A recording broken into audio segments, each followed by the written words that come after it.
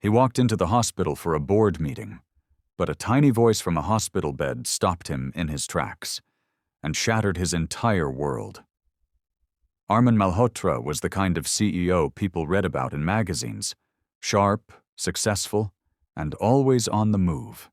But behind the suits and headlines was a quiet truth. He was a single father, raising his 7-year-old son, Ayan, after losing his wife to a car crash 3 years ago. Work became his escape. Until one Wednesday morning, when his company held a charity board meeting at CityCare Children's Hospital. After wrapping up, he took a detour through the pediatric ward, wanting to visit a few of the kids his company had pledged to support. Just another gesture for the cameras, he told himself. But what happened next wasn't part of any plan. As he passed one room, he heard soft giggles and a faint voice. "You dropped your smile, mister." He turned. Lying on the hospital bed, hooked up to monitors but beaming like sunshine, was a little girl with big eyes and no hair under her colorful cap. She grinned and said again, "You dropped your smile." "I saw it fall when you walked in." The nurse beside her chuckled. "She says that to everyone." But Arman didn't laugh, because something in the girl's eyes felt familiar. Not just her humor, but her face, her voice, the warmth he hadn't felt in years. He walked in slowly, kneeling by her bed. "What's your name?" he asked. She tilted her head. "My name is Kiara. What's yours?" "Arman." She studied him for a moment, then whispered, "You remind me of my favorite drawing." "What drawing?" She pointed to a crayon sketch on the wall, a stick figure girl holding hands with a tall man who had the same suit, the same watch, and her same smile. In that moment, Arman felt something stir inside him that he hadn't felt in years. But what Kiara said next would bring him to his knees. Arman stared at the crayon drawing for a long moment, long enough to feel the world slow down around him. The man in the sketch looked eerily like him. Same hairstyle, same smile, same watch. He turned to Kiara gently. "You said I remind you of your favorite drawing. Why?" Kiara smiled, a little shy now. "Because I draw him all the time. He's my daddy in heaven." Arman blinked. "Your dad?" She nodded. "Mom said he never met me, but I came from him. She said he was too busy chasing big dreams to know I was growing inside her. She said he was kind once, before he forgot." Arman's chest tightened. "Your mom... what's her name?" Kiara's fingers picked at the edge of her blanket. "Asha. Asha Verma. She passed away 2 years ago." Everything inside Arman froze. That name, Asha Verma, wasn't just familiar. She was someone he'd known once, loved once.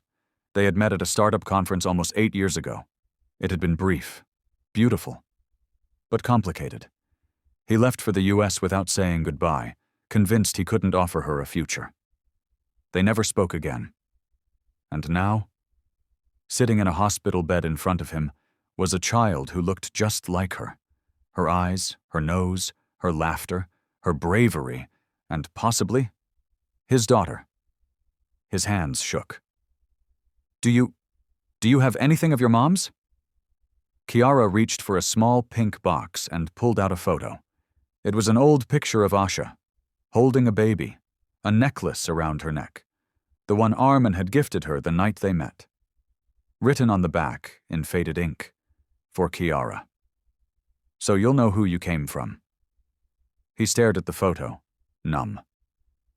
"Did your mom ever say who your dad was?" Kiara shook her head.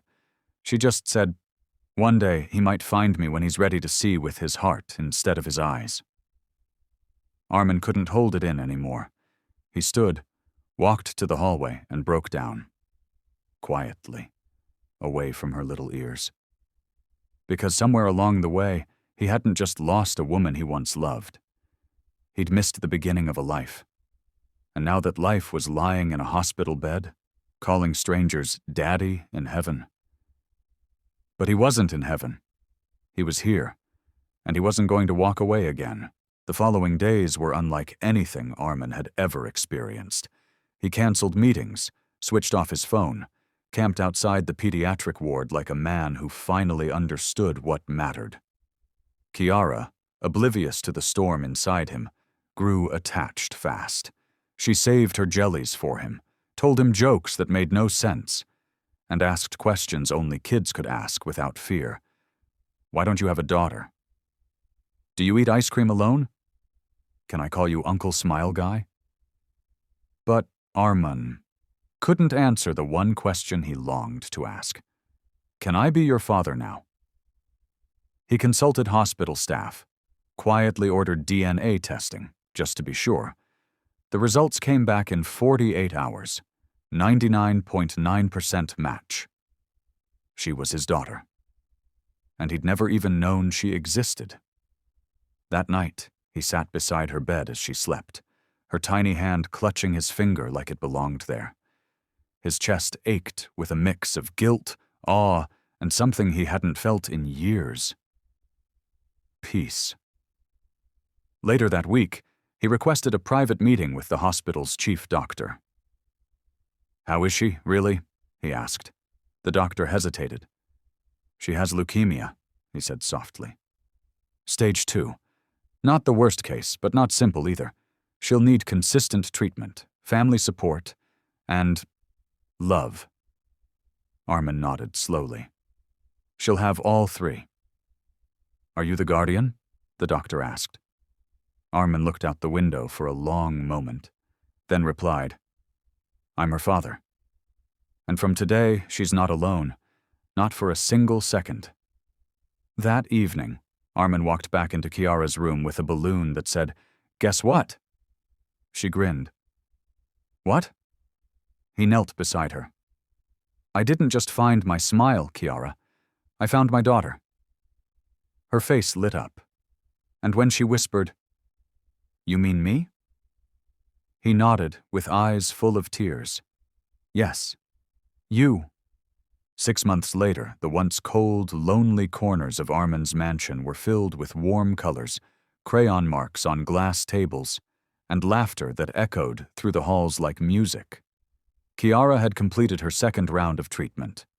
Her hair was slowly growing back, her cheeks fuller, her spirit brighter. But more than medicine, it was love that healed her. Every morning, Arman braided her tiny ponytail, awkwardly, sometimes sideways, always proudly. He packed her lunch, took her to school, waited outside during every chemo session, holding her favorite teddy bear. Business meetings were now scheduled around bedtime stories. And when reporters asked him why he suddenly shifted focus from global expansion to pediatric cancer foundations, he smiled and said just one name. Kiara.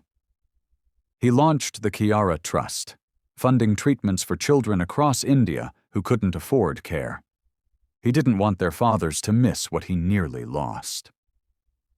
One evening, at a gala organized by the hospital, Arman stood on stage holding Kiara's hand.